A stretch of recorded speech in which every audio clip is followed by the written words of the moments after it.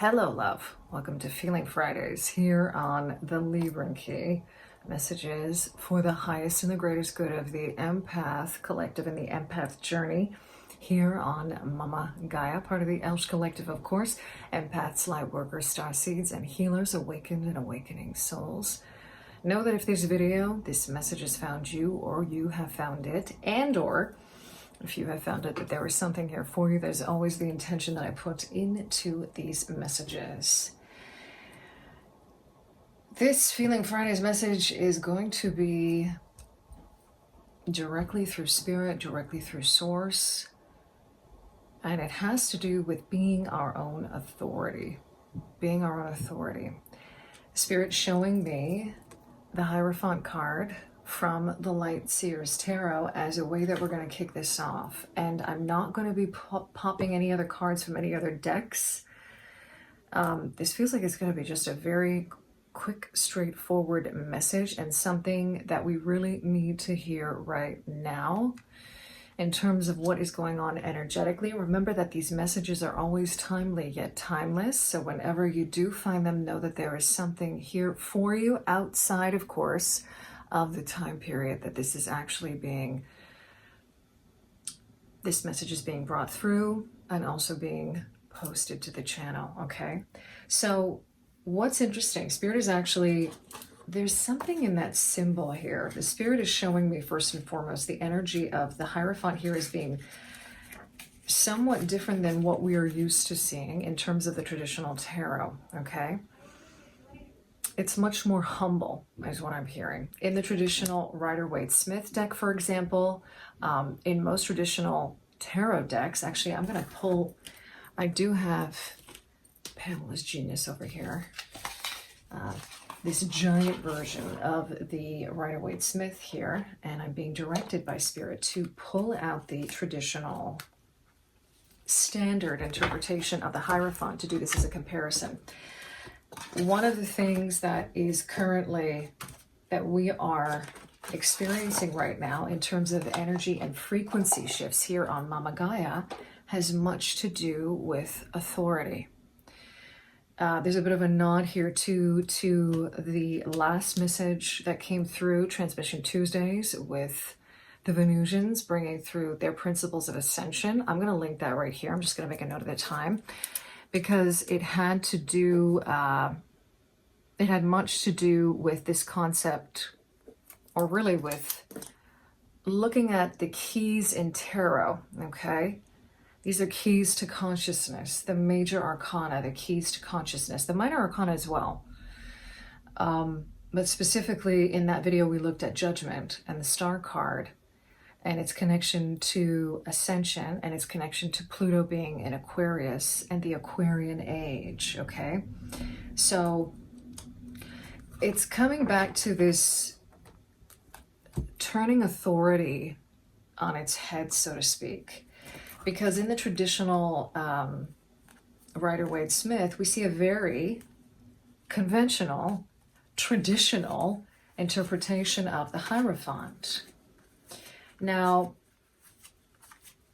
the Greek, this is the roots of the word Hierophant come from the Greek iero, which is holy or sacred, and phanis or phadis, which basically translates to making it seen, okay? When we say something in Greek, for example, phani, it shows itself. It's making the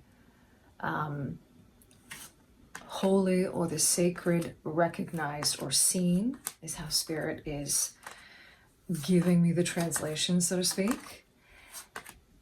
But it can also, at the other end of the spectrum, be an energy of a keeper of the holies, a keeper of secrets. And what that immediately creates for us is a kind of hierarchy with regard to knowledge, all right? And how essentially this is something that is being transformed and transmuted currently during this time, okay? So here's the traditional image of the Hierophant, okay? And here's the one from the Light Seer's Tarot. Now this is a giant, this is part of the giant card, but I want you to kind of take a look at the comparison. I'm not going to say much on this because I feel that it speaks for itself. Where it's as if now these people, these figures, some mostly interpreted here in this card as either monks or devouts, okay? Ascetics I'm even hearing, right? Now being the ones who are actually the Hierophants, right? The Hierophants themselves. It's almost like we're seeing these two people here in this individual here. This is a much more, again, humble image of what the Hierophant is. And understanding that within each and every one of us, we carry our own Hierophant. Now, there's an energy here of nirvana, there's an energy here of illumination, there's an energy here of being so sure of ourselves and what we know.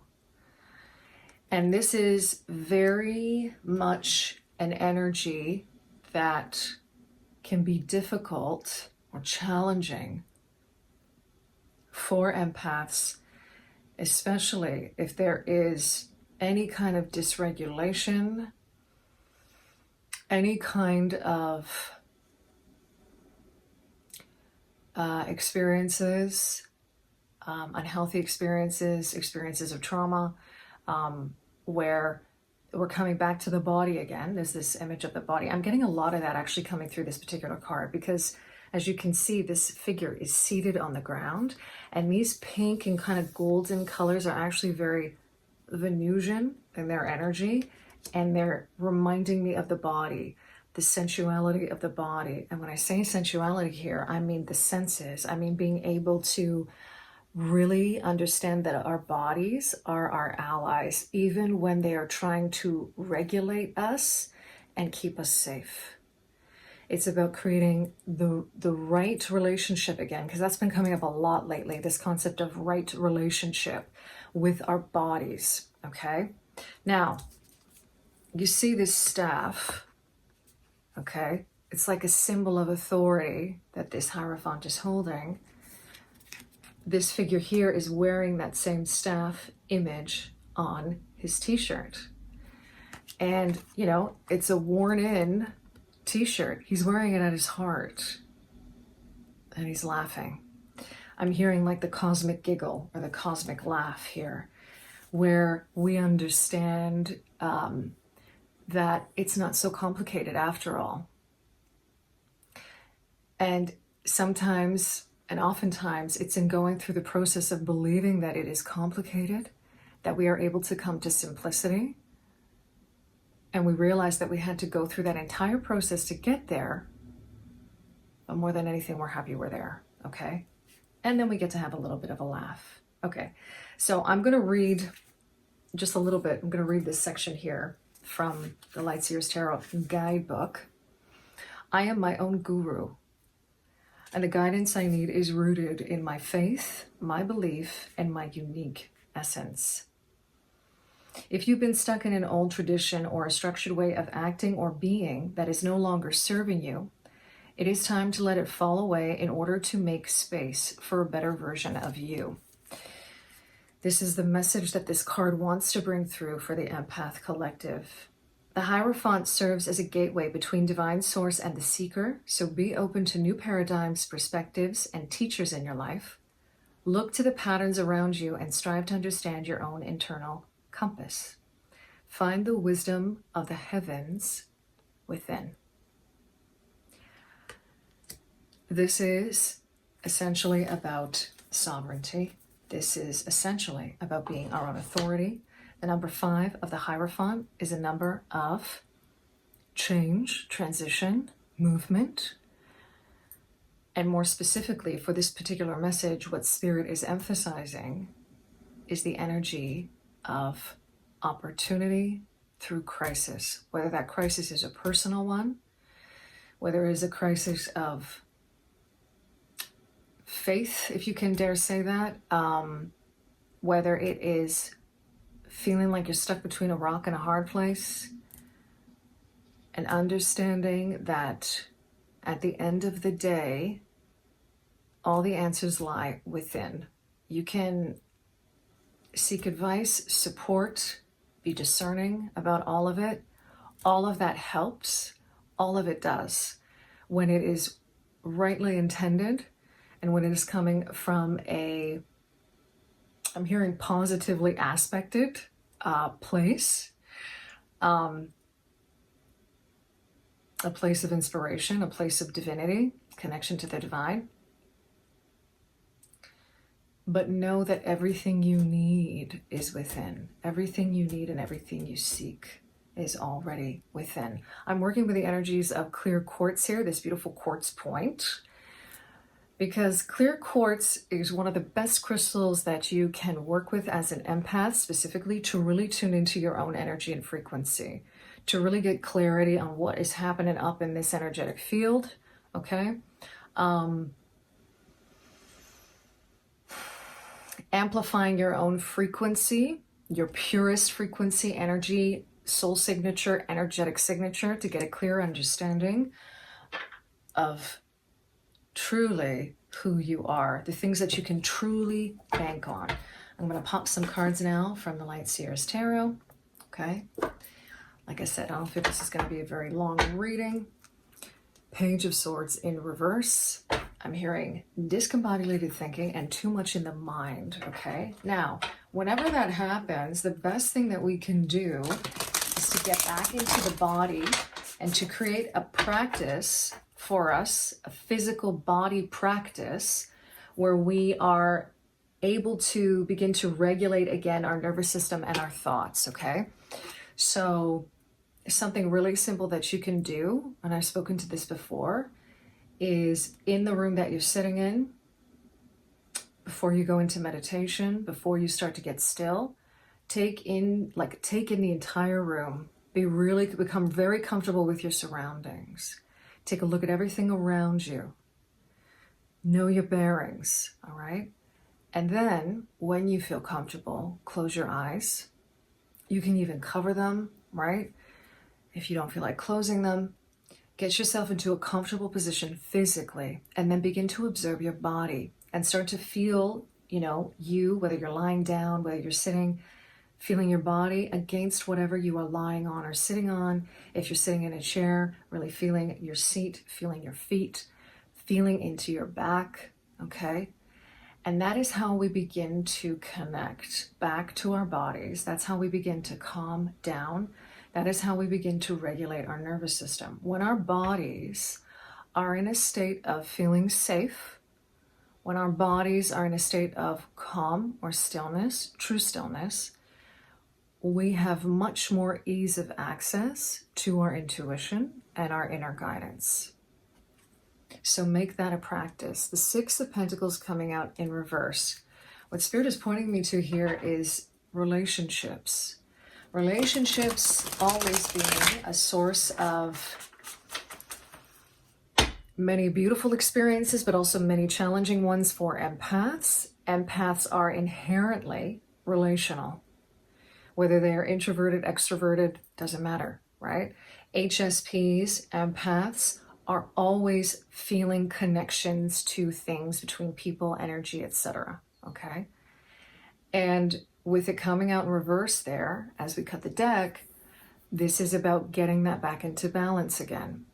Understanding, again, your own energetic boundaries, making sure that you're also tending to your energy system, making sure that you are filling that cup up, knowing when to take a break, knowing when you need to regulate again, okay?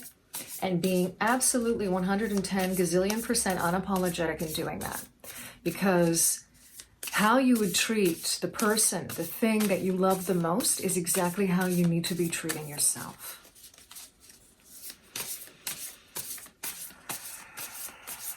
Seeing yourself as a mirror to the thing that you love dearly. Three of Pentacles. I'm hearing specifically, again, right relationship to others here in this. This is a card of synergy, right? Of working together. where every person, every party is bringing in a very different energy, a different aspect, but there is mutual understanding, understanding of differences to be able to create something beautiful in the physical. And that could mean an actual relationship in the physical or something creative. So there's a specific message here as well with regard to coming together in community, right? Working for a common cause, a common goal, in the physical, actually creating something in the physical. This is also an artisan's card. And it's interesting because I got that nudge a little bit earlier as I was setting up this sacred space to bring through this message with regard to empaths and creativity. Empaths being very creative, and one of the things that can be so therapeutic and healing for empaths to do is to engage in creative activities. And some of you might be doing this as your actual work, which is incredible. Some of you might be doing this as a thing that you do once a week for an hour, which is also incredible. Really tuning into this, there's something incredibly healing about that.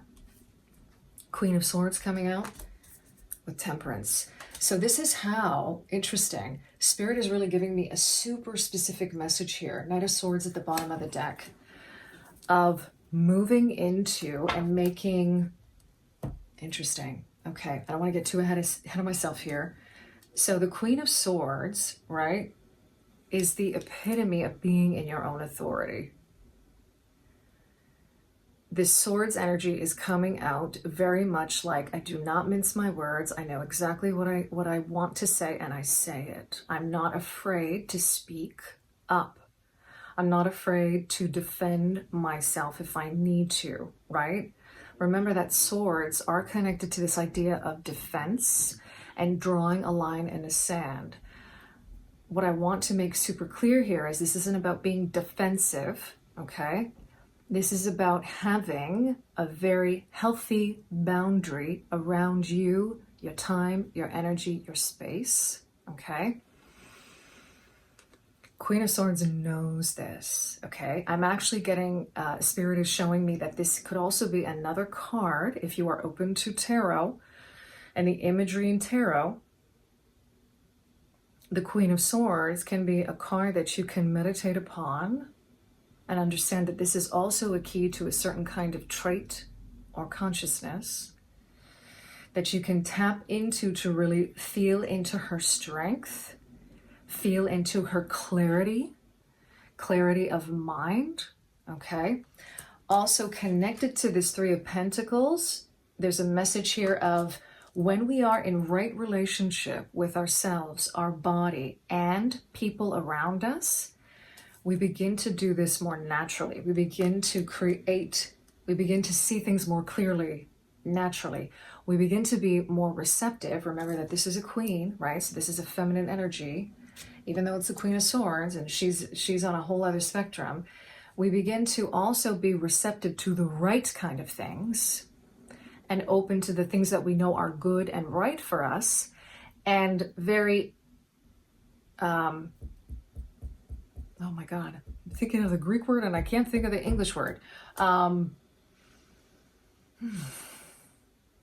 If any of you are Greek, anendoti, you know, like we're just not allowing, we're not permitting, okay? Thank you, Spirit.